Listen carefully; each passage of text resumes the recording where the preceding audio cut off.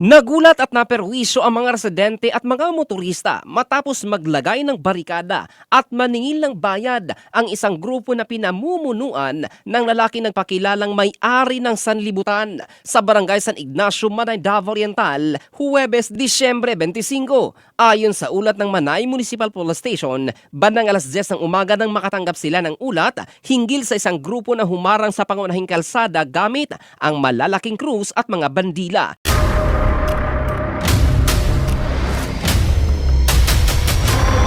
Bago tayo mag-umpisa, baka pwede nyong i-like ang video na to. Malaking bagay ang like sa aming mga content creators. Maraming salamat po.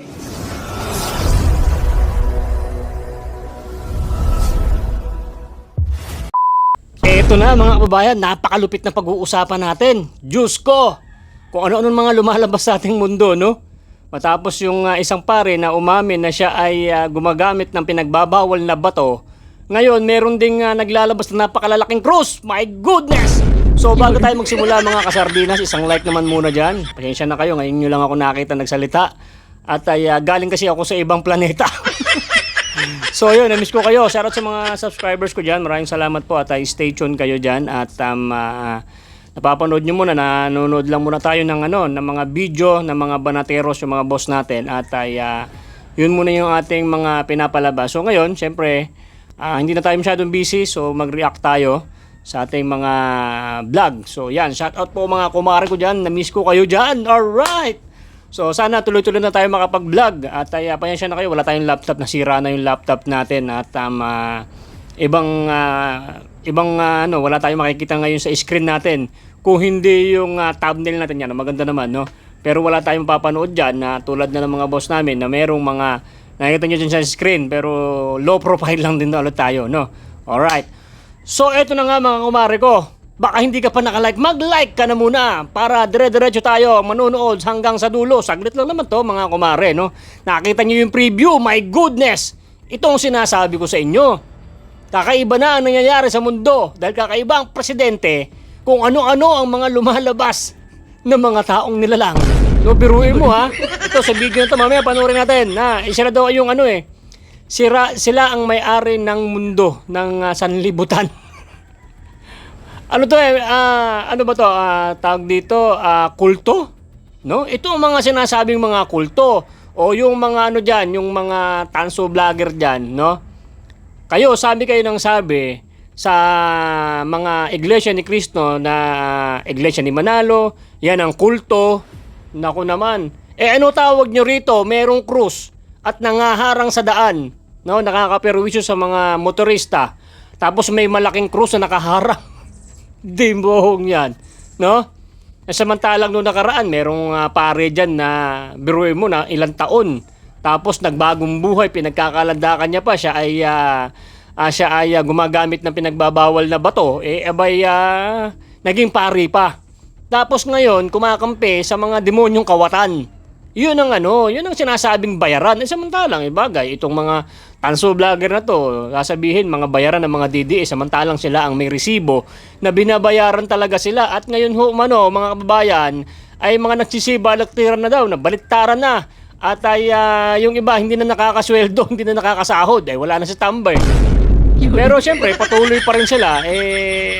Ngayon, di ba, banat pa rin sila ng banat sa mga Duterte, mga kumare ko, ay hindi na sila pinapanood, di ba? At nagsawa na sila sa kakabanat sa Duterte. Biruin mo ilang taon na, di ba? Banat sila ng banat, o sige, impeachment. Pero nung sila, di ba? Nung napakulong si Tatay Digong, yung kinidnap nila, di ba? Tuwan-tuwa yung mga yan. Talagang ang laki ng mga sweldo ng mga yan. Dahil pagkakadapukpok nila, tuwan-tuwa naman yung mga boss nila, di malaki ang sahod. Pero ngayon, syempre, wala na, nag-iiba na ang mundo. Wala na silang maibato at maipukol kay Sara Duterte. At ito pa mga kababayan, 2 taon na lang, hindi ba? Kinakabahan na sila. Kaya itong si Ombudsman mga kababayan ay talagang pukpok na ng pukpok kasi delikado rin siya, hindi ba?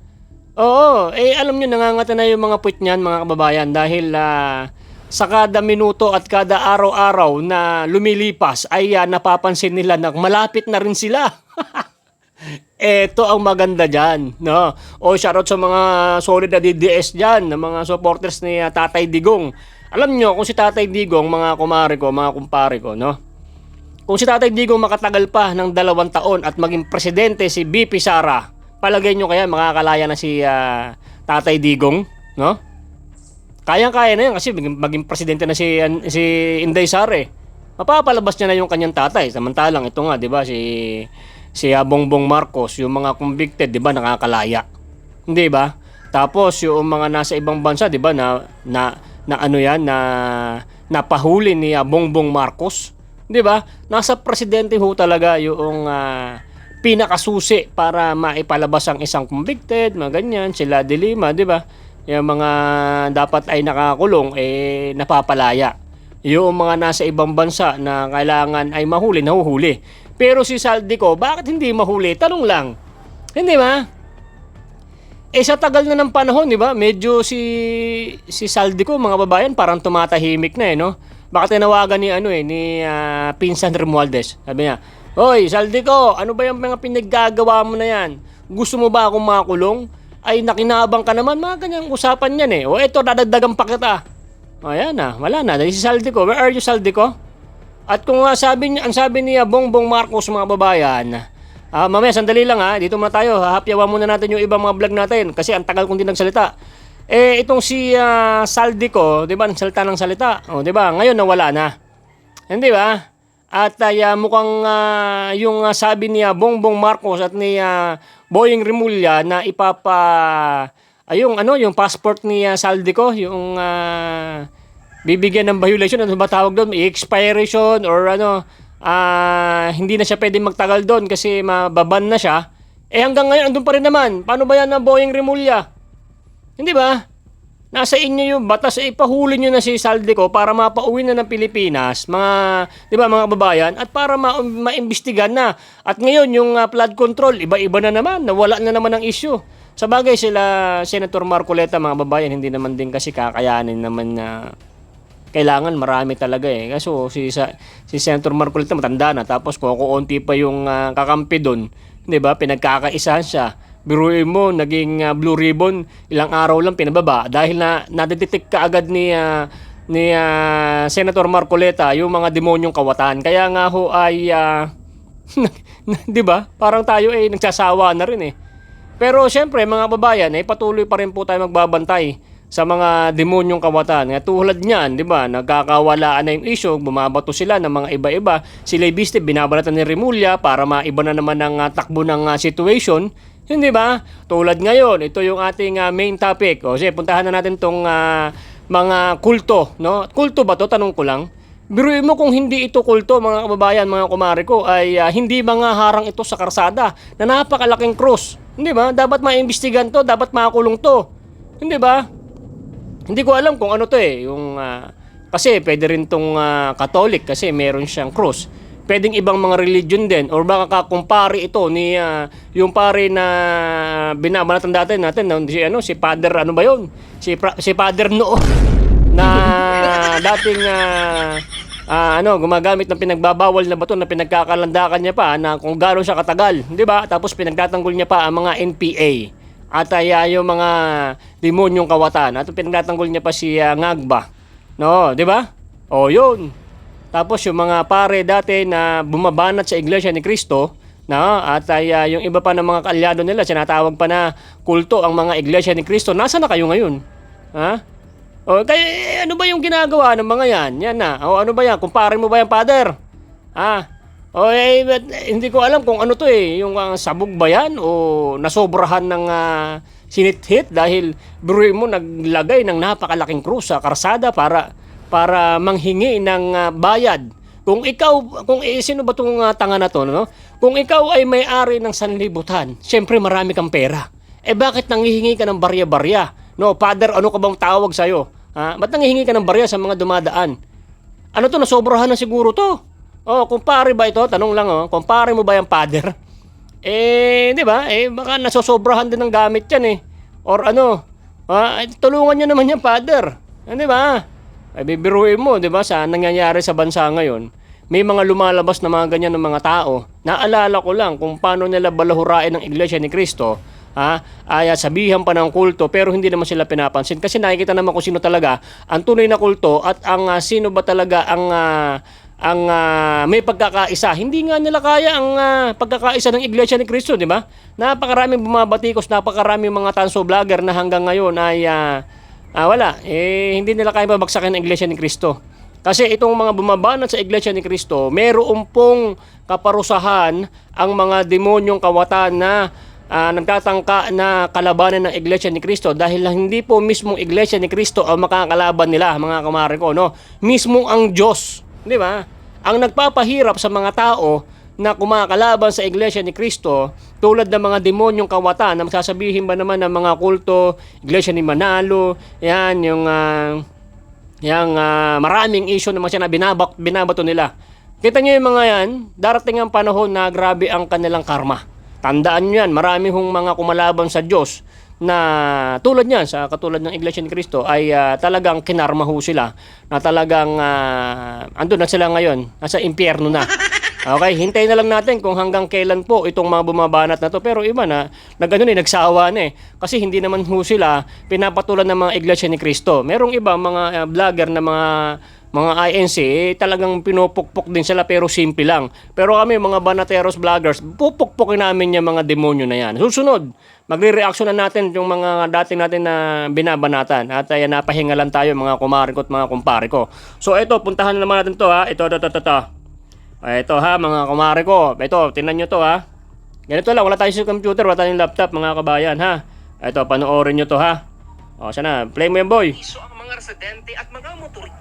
Ayan. Iso ang mga residente at mga motorista matapos maglagay ng barikada at maningil ng bayad ang isang grupo na pinamumunuan ng lalaki nagpakilalang may-ari ng sanlibutan sa barangay San Ignacio, Manay, Davao Oriental. Sandali. Disyembre 25. Sandali. Sa ulat ng O ayan mga babae na, narinig nyo, may-ari ng sanlibutan. Ano tawag nyo rito? Bangag o hindi bangag? Ha? Kulto o hindi kulto? Okay? Hindi ako sinasabi na natatanong lang naman ako mga babayan.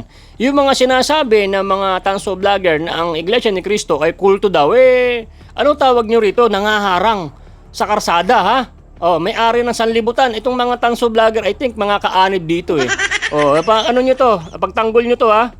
ay Municipal Police Station, bandang alas 10 ng umaga nang makatanggap sila ng ulat hinggil sa isang grupo na humarang sa pangunahing kalsada gamit ang malalaking krus at mga bandila. Dahil naging maantala ang daloy ng traffic.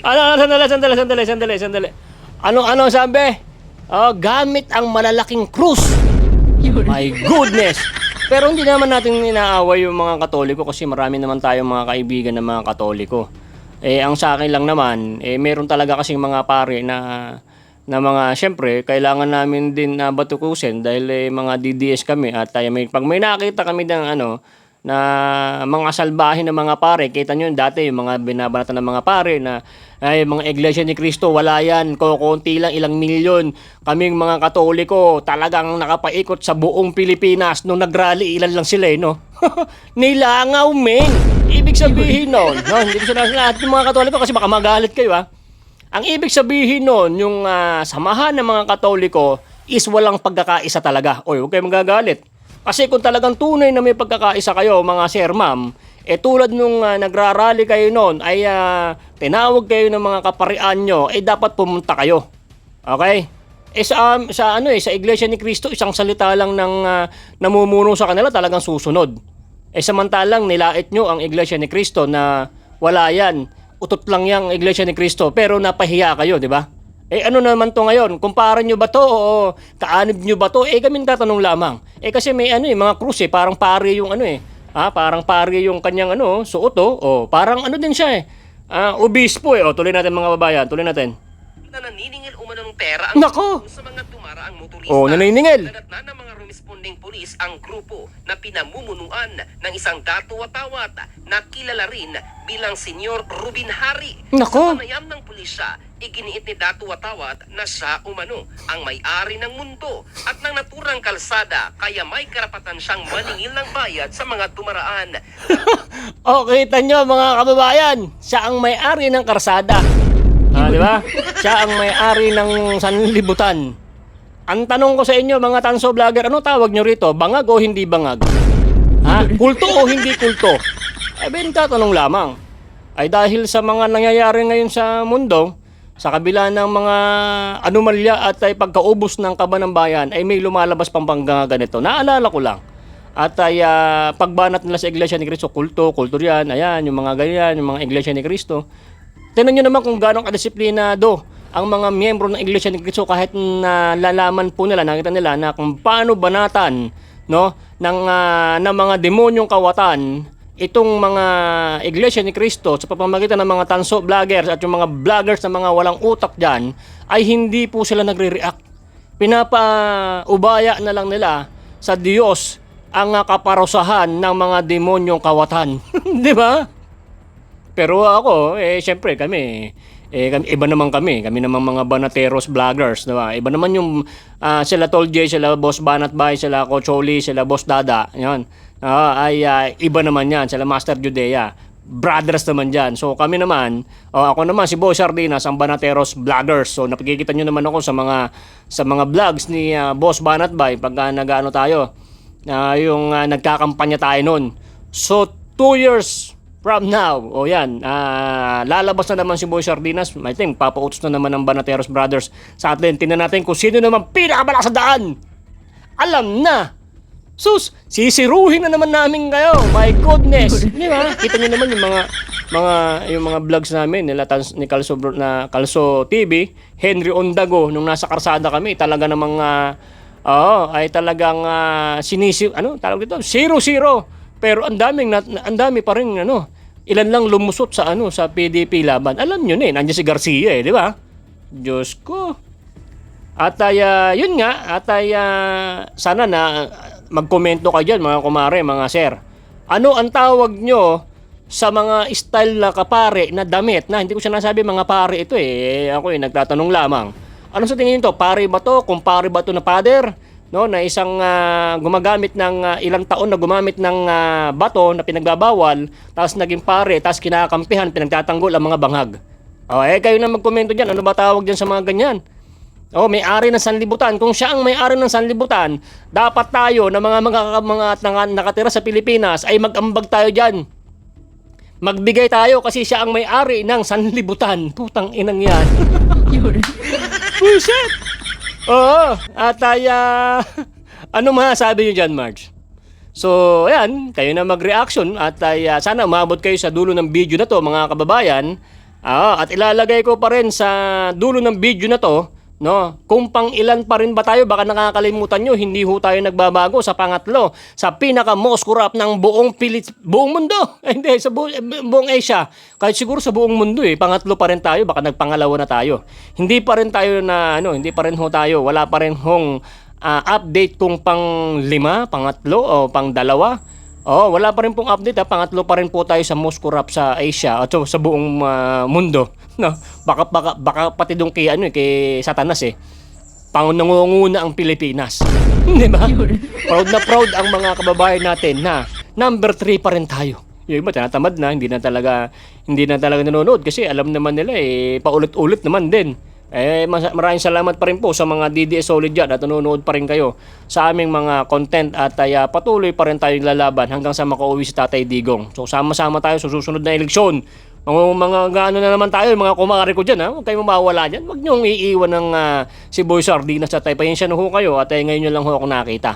At sana makakapag-dire-diretso na ulit tayo makakapag-vlog kahit ganito lang yung ating gamit. Wala tayong computer.